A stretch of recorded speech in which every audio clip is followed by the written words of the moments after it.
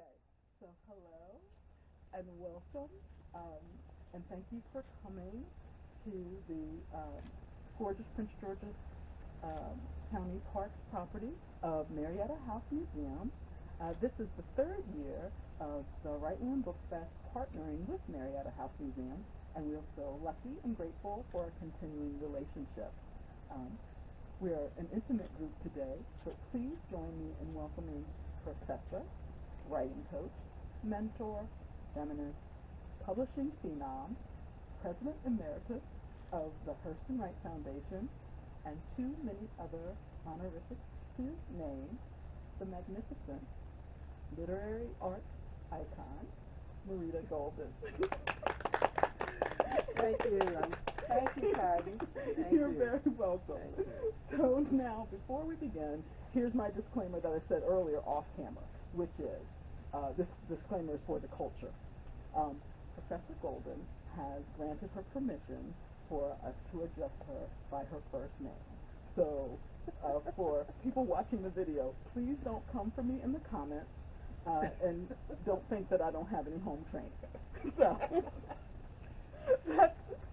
that's to get us started. So now Marita, most of us, if not all of us here today, have read your work and are fans of you and appreciate you and your accomplishments. But what would you like the viewing audience to know about your personal life and how it has shaped your career? Wow, I wasn't expecting that. well, we can begin however you want. We can always circle back to that. No. That's interesting because I've actually written a lot about my personal life. And I think that because I've written several memoirs, I write fiction, nonfiction, memoirs, essays, I will say this, that memoir has been a tremendous gift to me. Writing about my life in Migrations of the Heart, Don't Play in the Sun, Saving Our Sons, and now in the new book, gave me a way to really discover who I am. I got to write about my childhood, I got to write about my parents, and in writing about them, I came to love them and understand them. Memoir also has given me a way to take a stand on certain issues, even as I have plumbed the depth of my own experience. When I'm teaching my memoir workshops, people will often ask the question that I asked when I wrote my first book, Migrations of the Heart: why would anybody care about my life? I mean, I didn't go to the moon, I'm not filthy rich, I'm not engaged in a scandal. Why would anybody care about my life? And people care because as human beings, we are entranced by stories. We love stories, we need stories. Stories are kind of our food, kind of our fuel.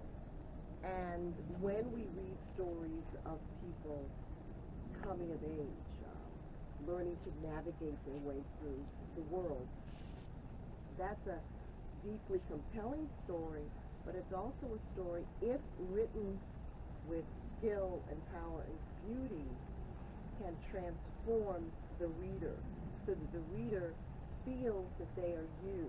They feel all the things you felt. They feel your transformation, and they are lifted with you. It's interesting, I was at dinner Saturday night, and a friend, we were talking, and he said he had just recently read Anne Moody's book, Coming of Age in Mississippi, which is one of my all-time favorite memoirs. If you haven't read it, it's fantastic. It's a memoir about Anne Moody growing up in Mississippi and becoming a part of the civil rights movement.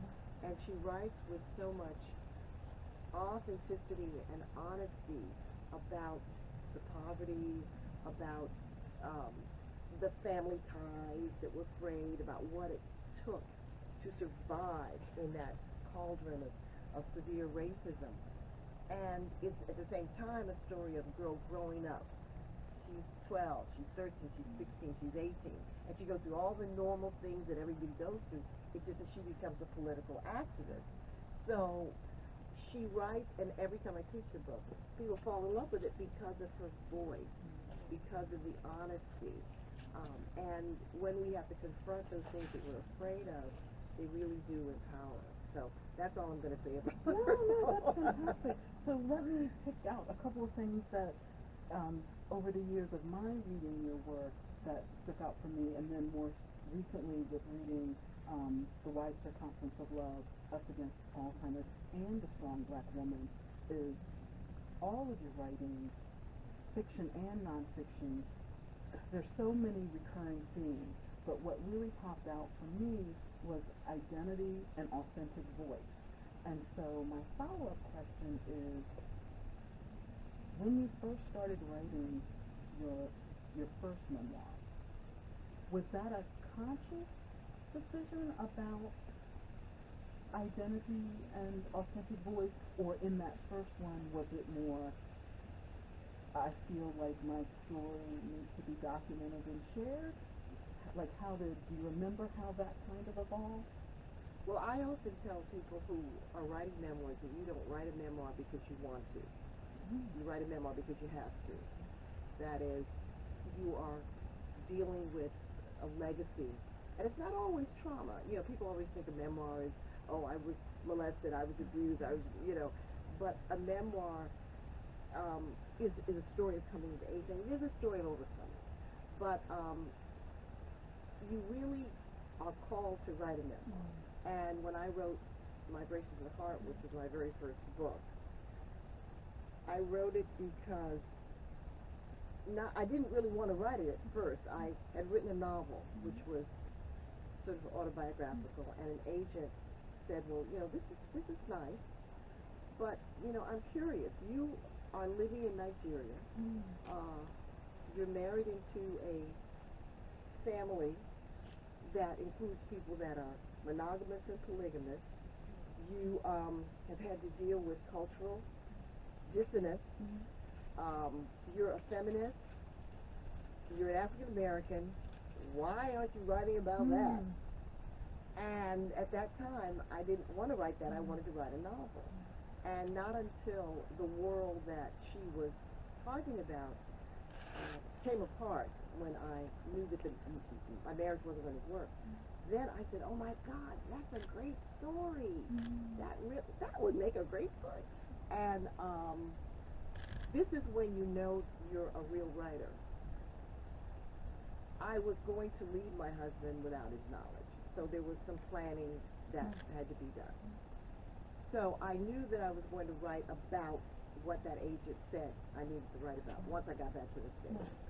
So even as I was in the throes of the depression about the end of the marriage, simultaneously planning an escape, I began interviewing my relatives about certain aspects of African culture, so that when I got back to the States, I had the authentic information that I needed to write the book, so that you're a writer when you're in the midst of this horrible experience, and yet you're thinking about, how can I write this? So she was exactly right, that the novel that I'd written paled in comparison to the journey of growing up in the 60s against the backdrop of the civil rights movement in Washington, D.C., getting black and loud and proud, falling in love with an African from Nigeria, going to Nigeria, learning to speak the language but still being outside the culture, forming a friendship with a group of African American women who were also married there, arguments over when I was going to have a child, subverting that effort, then finally having a child, the birth of my child giving me a new sense of myself, the marriage. Hello? I mean, that's a novel. So when I got a chance to really look at my life like a story, because I am a writer, I said, that's a good story. I should write that. Now, it wasn't easy. It didn't mean that it was easy, because I remember sitting in my apartment one night in the early days of writing it, and once again, why is anybody going to care about my story? And looking at the memoir of Maya Angelou and Langston Hughes and all that, and they couldn't tell me how to write my story. Right. I had to write my story. And once you can tell people how to put a car together and make it compelling using the right language. So what lifts your story into relevance for everybody else and allows it to be taken into their heart is language. And that's why you want to honor the potential of the language, to be beautiful, to be inspiring, to be powerful. Okay, that's okay. Let me catch my breath for a minute there. You said earlier that my question was not where you expected to go, and your answer took me to places, unexpected places. So thank you for that. So following up on that, with your first experience of the swing from fiction to nonfiction, so did that pretty much set up your pattern? Because it does feel like, looking at the scope of your work, it does feel like a certain rhythm, and so I was curious to know, is it then subsequently, was it like whatever research you were doing for a particular novel, then it was so interesting that you decided you wanted to pursue a nonfiction project about it? There seems to be a pattern, but the only pattern is that I simply get called to write things. I'm one of those writers that, like, some writers are very, very, very prolific and are really, really even more productive than I am, and they can just sort of write. They're going to choose a subject and they write about it. A subject has to call me, has to claim me, and what's happened is that novels have claimed me, and it's sometimes, for example, I remember when I was writing, I think I was writing the novel after about the police officer, and it took a long time to write that book, and I got very frustrated with how long it was taking, and I needed a break from it. So my stepdaughter had called me up and said, there's this video on BET that you're going to like. I know you don't like to look at BET, but you're going to like this one. And it was video by India Ari, Not the Girl in Your Video. And she writes, the song, of course, is about not conforming to traditional standards of beauty. It's about being dark-skinned. And hearing her sing that song just opened something in me at that moment. And I said, how brave of her to write a song about this very taboo subject. And that song gave me the courage to begin thinking about writing my own meditation on colorism. And out of that came Don't Play in the Sun. So I put After aside, wrote Don't Play in the Sun, and then went back to After. But I'm a writer who likes to use the genres give you different things. The beauty of fiction is that it's this strange, mysterious, dangerous world. You don't know what's going to happen, and that's the allure of it. That you have this incident, something that has got you compelled. What's going to happen to these people? And you're thinking, I don't know, but I'm willing to spend the next couple years to find out. Whereas with nonfiction, memoir, you do know what's happening. I knew what I felt about the color complex. But I also, through my research, had no idea how pervasive, how worldwide, how impactful it was in a negative sense. So there's this part of my brain that's sort of intellectual. The nonfiction feeds that. There's this part of my brain that's very creative, that is a storyteller, a natural storyteller. And the novel feeds that. But in a sense, everything is a story. And in my books, Saving Our Sons, which, by the way, is going to be re-released next year. Yeah, a new edition. Saving Our Sons, Don't Play in the Sun, and now The Strong Black Woman, I consider kind of a trilogy of books that are what I call communal memoirs. in that I start out meditating on a particular trauma or issue that affects the African American community. And I tell you my story, but then I also reach out to other people. I bring in interviews, I bring in research. So it's kind of a communal memoir, and the new book is kind of a continuation of that. That's excellent. So, to pull that thread, because I was curious to know what set you into the editorial role, because Wild Women Don't Wear No Blues, and Strong Black Woman, and Nina, Here and I, and your anthologies where you're a contributor and or the editor. Was that a natural progression? Did somebody invite you to the first project where you were the... Well, the first anthology was a suggestion of my co-editor, and then both Gumbo and It's All Love were books that were designed to be fundraisers for the Person Right Foundation. And then Us Against Alzheimer's was again a project designed to raise money for an organization, but also it grew out of the fact that when I was doing research on my novel that dealt with Alzheimer's disease, I was really struck by the ways in which the strongest families dealing with Alzheimer's told me not just the story of what the journey had cost them, but what it had given them. And I thought that's a story that hasn't been told, and I'm always looking for stories that haven't been told. So that's why I wanted to do that book.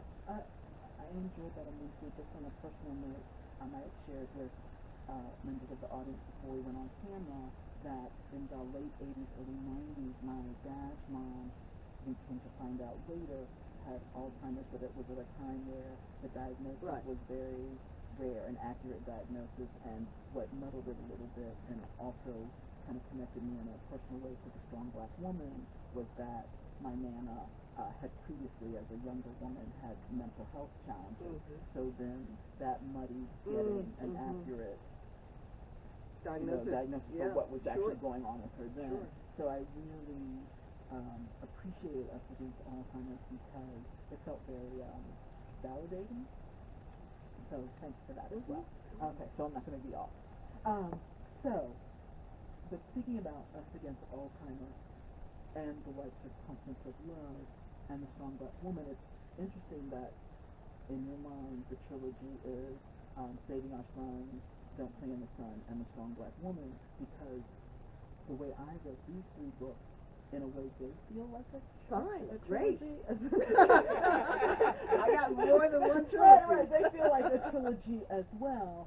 And so, with the Strong Black Woman available for pre-order, but also scheduled to release on October 12th of this year, how would you like to, or do you consider this as kind of a progression to the Strong Black Woman? Because, and maybe also because I read them, these are the three I've read most recently in that order. Well, I think that as writers we have a kind of territory that's ours, and we do find ourselves working again and again in that territory, but trying to find a new way to meditate on it. And I think you're right. There is a connection between the issue of Alzheimer's as a mental health, as a disease. It's a disease. Right. That's the thing. It's not a mental health issue. It's a disease, but that it manifests in ways that appear to be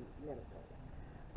But that's not a book that I chose. That book chose me. I have no experience of caring for someone with Alzheimer's, but I have never shied away from writing about challenging, difficult subjects. And apparently I was supposed to write that book so that I could then discover the statistic that African Americans are twice as likely to develop Alzheimer's, which led me to write a groundbreaking piece of journalism for the Washington Post about that, which many people did not know, even in the field did not know, doctors did not know that, and then led me to do So there's that trilogy there. The novel, the article, Yes. So you just do, and with me it really is a calling. I can't decide, oh, I'm going to write a novel about this. That would be a great novel. I mean, no, it has to pull me. It has to pull me in my heart, in my soul. I have to feel this is a world that I can sink my feet into. So. Well, you definitely convey that. For me as a reader, it feels the weight of it and the depth of it and the layers of it. It feels substantial, but you're even in the most kind of somewhat heartbreaking passages and topics, it doesn't ever feel like a block of weight. It feels substantial, but it doesn't feel hopeless. Good. Okay. Right? Right. So yes, so thank you for that as well.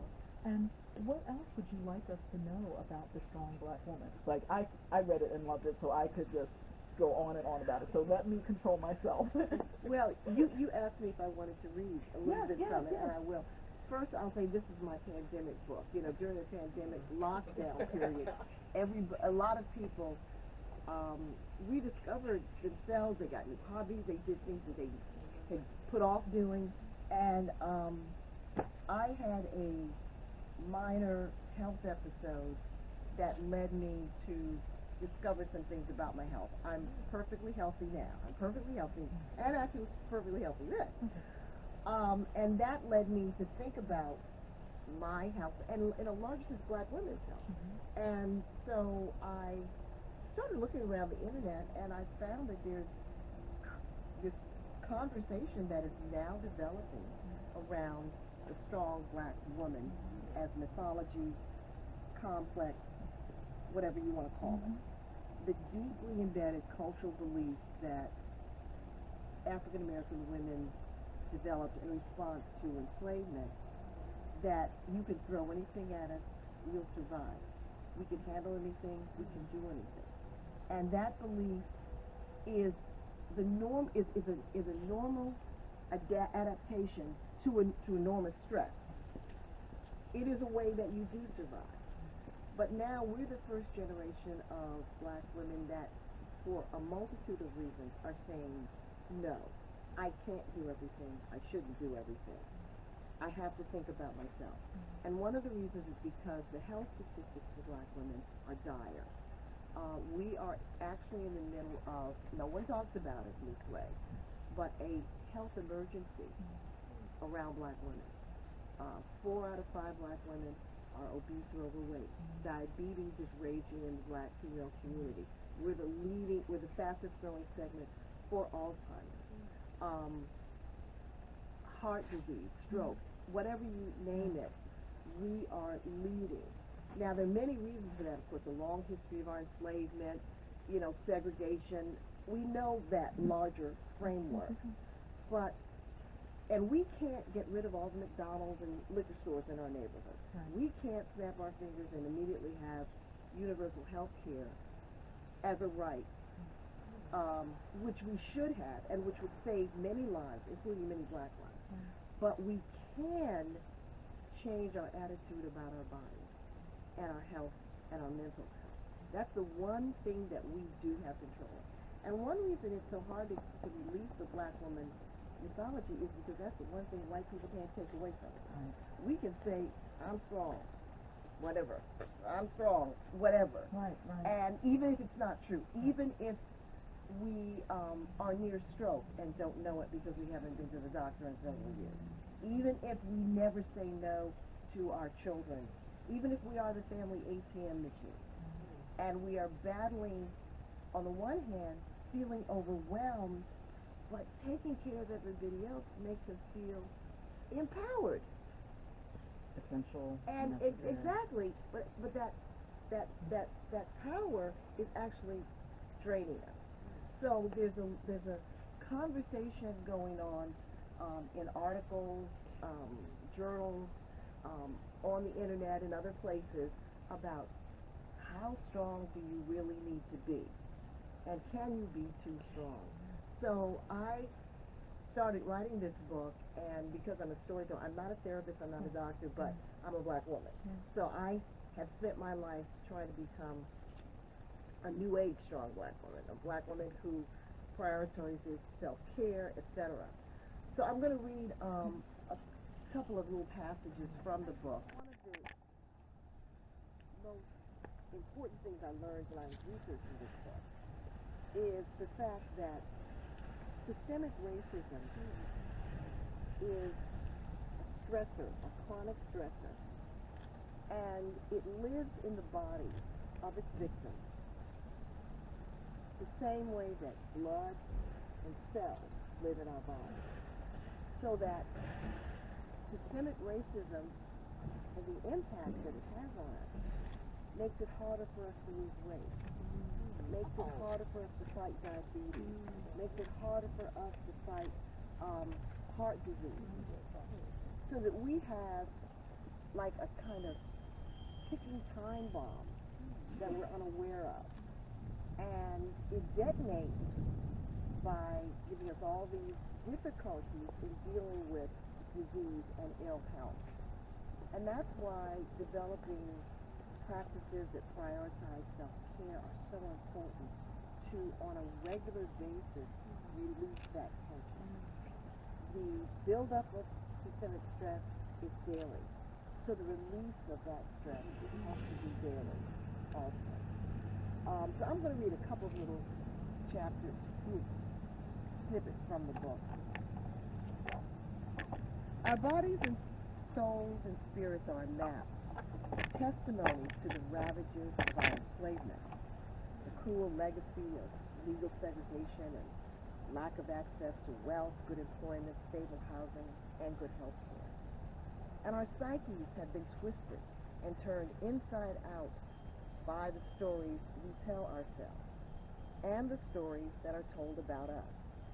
Stories that have sometimes saved and sometimes sabotaged us. The strong black woman, the angry black woman, the black woman who says yes to everyone but herself, the black woman who believes Jesus and only Jesus is the answer to every problem, who rejects the idea that therapists, doctors, self-care are also part of Jesus' plan. The superwoman, the invincible superwoman. We've had to be strong. We have good reason to be angry. We say yes over and over to our families because the world so often tells them no. And who wouldn't want to be a superwoman? I was 21 years old and my mother was dying. She lay comatose in a bed in a rehabilitation center for 6 months, wasting away before my eyes. I was a raised the black power fist, afro-wearing, militant activist, and a B-plus average student attending American University. And I had already started wearing the mask, the strong black woman mask. I was 21, and already I was a strong black woman. Being a strong black woman meant that you handled your business. You did what you had to do no matter what. My mother was dying, but I had to continue to be a successful student. Being a strong black woman meant that you didn't bother others unnecessarily with your pain. I'd rarely, if ever, seen my mother cry. Maybe she too cried in the dark. How I wish she had cried in the light. Despite all that she'd made of her life after her arrival in Washington, D.C., as part of the Great Migration of African Americans from the South, there was a lot she could have cried about. And in the book, one of the things is a chapter called Reimagining the History of My Heart, where I gave myself permission to reimagine some of our most beloved black female sheroes. Fannie Lou Hamer, Rosa Parks, Harriet Tubman. I even have a quote from one of the founders of Black Lives Matter. But I wanted to write about them, I wanted to write monologues as if they were telling us about their vulnerability, about their pain. as a way of enlarging the way that we envision them, or as a way of enlarging the way we hold them, because we always have to imagine them as victorious. We have to always imagine them as strong, and yet their vulnerabilities, their sadnesses, their pain are as much a part of themselves, who they are, what they gave to us, as their strength. So this is just the opening section from the Fannie Lou Hamer monologue. I was one of the wretched of the earth. I was a sharecropper, the daughter of sharecroppers. The rich, black, fertile soil of Mississippi was in my bones. If I was mute and couldn't talk, my body would tell my story. My arms would tell you how, as the youngest of 19 children, I reached out to be held by a mother and father and brothers and sisters who sheltered and loved me. My hands would remember starting to pick cotton when I was 6. My feet would tell you about the feel of rags against her skin, because I didn't have no shoes. My stomach would recreate the sound of being hungry all the time as a way of life, because that's the way everybody around us is living. I had polio. My womb would whisper and shed the tears I cried when I miscarried and then got sterilized without my knowledge. And after I was beaten in the county jail for working with the Student Nonviolent Coordinating Committee, SNCC, to register voters, my body never healed. How could it? When I said I was sick and tired of being sick and tired, I was sick. I was tired. And one of the things that I did for the book is that I interviewed black women because I wanted to hear what they had to say about being strong black women, being raised to be strong black women. And the stories were very moving and very powerful. And I specifically also wanted to talk to black women who had been through therapy and who had found ways to heal from trauma. And one of the most compelling stories was a young woman who's a Howard University student who had grown up in a family affected by alcoholism. And they were very church-going people. She said, we were jacked up, but every Sunday we were in church. And she talked about finding a way to pray her way into therapy. And once she got into therapy, she learned how to say no to her family. She said she had the first honest conversation with her mother and father when she told them, I can't carry you. I can't carry your pain. I have to carry my own. And those conversations were so powerful. And I'll just finish by sharing a conversation that I had recently with my husband's 10-year-old niece that exemplifies what we're facing. Her stepfather had recently died, and she and her sister were in the car. I was taking them to the movie. And I said, oh, you know, he's died, and I know you feel really sad, and I know this is a difficult time for you, and, you know, I know you've cried. So the older sister said, oh, yes, he meant so much to us. He was really good to us. And then the 10-year-old who was with that said, Aunt Marita, I haven't cried. I can't cry. I'm holding it in. Now, at 10 years old, she's learned to hold in her deepest emotion because she's surrounded by strong black women, and that's what they do. So this is going to be a generational project, and it's going to be something that we have to talk about because the health statistics affect black women, regardless of education, regardless of class. So that this is a conversation I'm really glad to be part of, and I had no idea that I would be writing this book, but I did.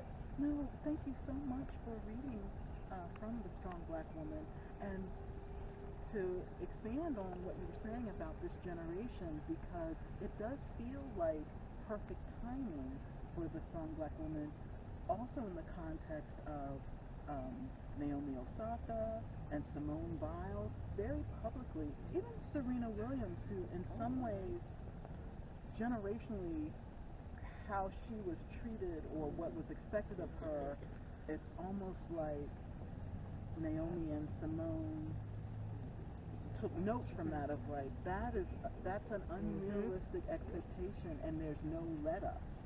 And then to connect a little bit more with Simone Biles, it wasn't until I was reading an article in the Post, I didn't realize that the gymnasts still have to keep testifying about what that person did to them. And reliving the trauma. And being re-traumatized and looking at them and thinking, please let their surrounding people, are they in therapy? Do they have good therapists? Because that's recurring trauma. Like, how can you heal from a trauma if you have to keep reliving it and defending and talking about how people who were supposed to protect you dismissed the horror that was happening to you?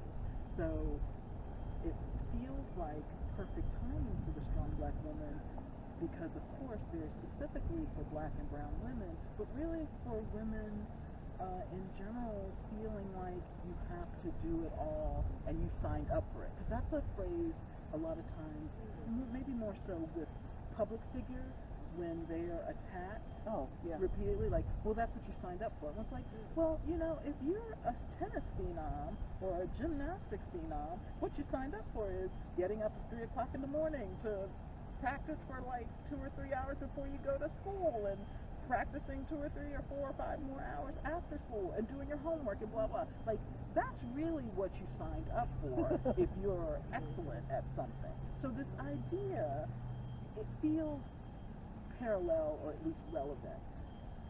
Well, we're at a watershed moment where all this is coming together. And I think that one of the Black women, you know, whatever we touch, whatever Black people touch, we revolutionize and change. So that it's not until Serena Williams and her sister really pressed that women were paid equally with men in tennis. Okay. They shot down the idea that if you're in tennis, that's all you do. They went to college. They developed outside careers. So that Black women, because we've been marginalized, once we're in that arena, we're going to change it. We're going to change it. And so I don't think that it's surprising at all that it is Naomi and Simone Biles, two women of color, who just brought it out front, because they lived on the margins, now they're in the center and they know what to do. Oh, that's beautifully said. So, if we have a few minutes, we have a little time for maybe 1 or 2 questions. Any questions, anyone? Or comments, remarks? Loved your watershed moment. This is a watershed moment today. I'd like to know the best time you write. When's your moment? Do you have a ritual? Well, usually mornings are best for me. Good. If I'm working on something, I'm kind of I'm a lark rather than an owl. A lark is an owl is all of them. So I usually write in the morning. Yeah, that's my best time. Good. Me too. The question I have is, you had stated that when Black women are involved in whatever, an organization, event, whatever it is, there's going to be some change. Do you think that's what the establishment is afraid of? Yes. Because we're going to demand, we're going to fight for equality. We're going to be in meetings and ask the uncomfortable questions. So you may allow one Black woman in the room to do that, but you're not going to allow a whole bunch. Yeah, definitely. So to piggyback on that too, I don't know if anybody saw the Emmys last night, but the Governor's Award went to Debbie Allen. Yeah. And they did this beautiful Ava DuVernay, and I can't remember all the other people that were a part of that. But what seems relevant to your comments just now is also Debbie Allen specifically spoke about the time she was the only woman in the room and what that meant, and people giving her a chance, and the pressure of knowing she has to deliver. And to tie into your strong black woman, there are circumstances where you have to decide, like, this is my calling, or this is my dream, or this is an opportunity, but here's the environment in which I'm going to be forced to pursue it, and making that calculus of, so is it going to be worth it? Like, the extra stress that goes to walking into maybe a hostile environment, or at least an apathetic environment, but often. Yeah, I mean, and I talk in the book about the ways in which I've been in historically white universities or wherever, and formed support groups of other women of color, and or waited until I was in a powerful position where I could speak truth in the meeting. So a lot of these things that I'm talking about are preventable, the things that you can respond to them. But I think that we have so much that we've given the world, and we give the world. Now we have to be able to give the world our vulnerability, and that's what people like Simone Biles and Naomi Osaka, every time they speak out about it, it's empowering everybody. And who cares that they'll call them a crybaby? That's standard procedure. Right. They know that. I mean, they can just check their bank account and feel good again. Right. Go off to the private island. Exactly. And they know they're going to be judged as women. They're going to be judged as black women. So that's part of it. Two things you said. Well, one thing that you said that about your mother, that I wish that generation, my mother's generation, had been willing to show up more of their vulnerability, so that we could understand that it's okay, you know. And the other thing, another thing you said is when you were talking about support groups, it reminds me of one in where I entered.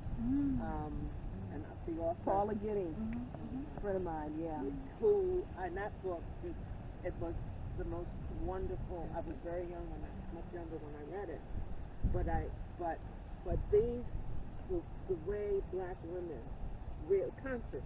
I have to say that because there are many black women who are not conscious of opening the doors, and there's another. The third person who talks about Africana womanism.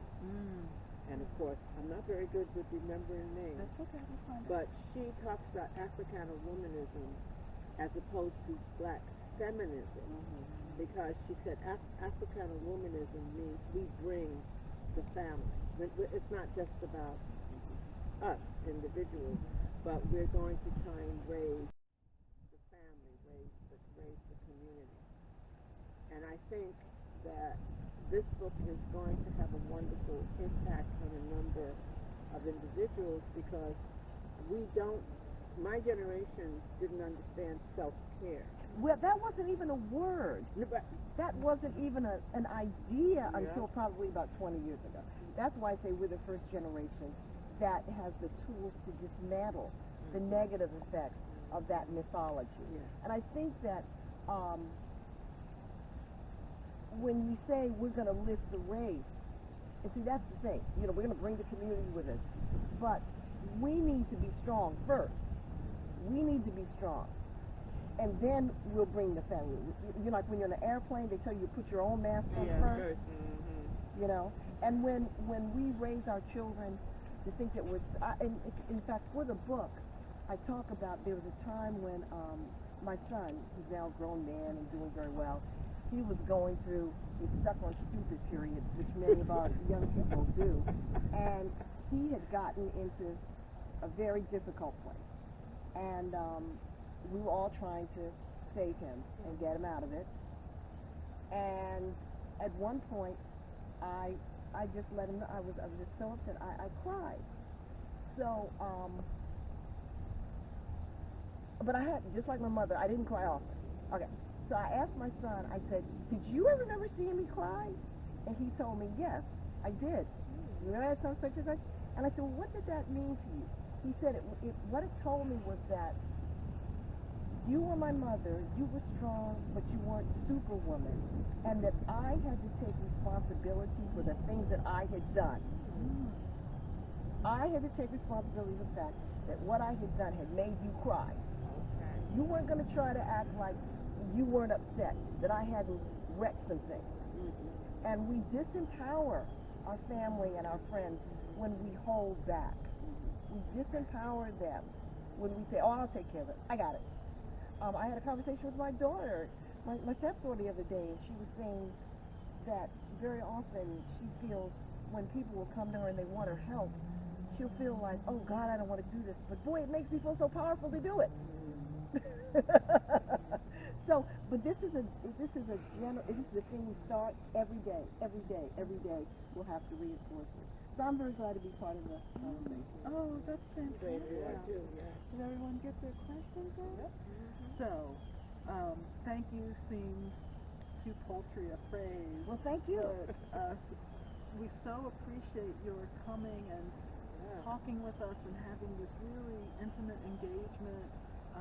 I think I speak for all of us when I say that we've been inspired and enlightened and informed and entertained, and it's just been a good day. And I just want to tell people that they can visit my website, maritagolden.com.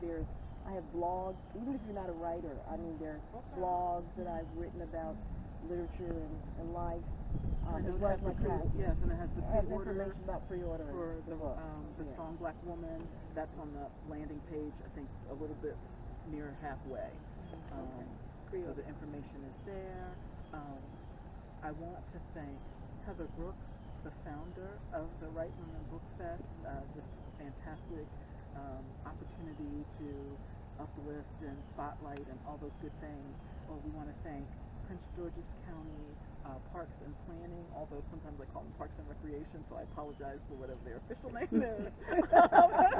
But they are partners. Parks and Planning and Recreation.